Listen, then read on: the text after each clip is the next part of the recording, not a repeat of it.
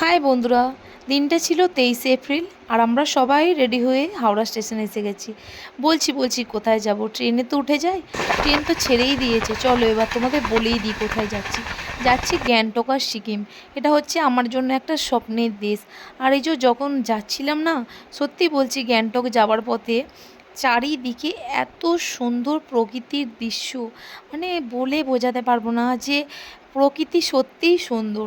যে নিজের চোখে যদি না দেখতাম না, বুঝতাম না যে এত সুন্দর। মানে গ্যাংটক যাওয়ার রাস্তাই এত সুন্দর, এখানেই যেন মনে হচ্ছিলো দেখে মন ভরে গেছে। আর সত্যি বলতে কি, আমাদের তো এখানে এইসব জায়গায় তো বারবার যাওয়া সম্ভব নয়। একবারই গেছি, আর সারা রাত ট্রেনে ক্লান্তি হওয়ার পরেও না মনে হচ্ছিলো না কোনো ক্লান্তি আছে শরীরে।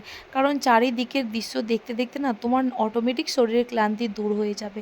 আর এত জোর গাড়ি যাচ্ছিলো কি বলবো। তোমরা কে কে গেছো অবশ্যই কমেন্ট করে জানাও।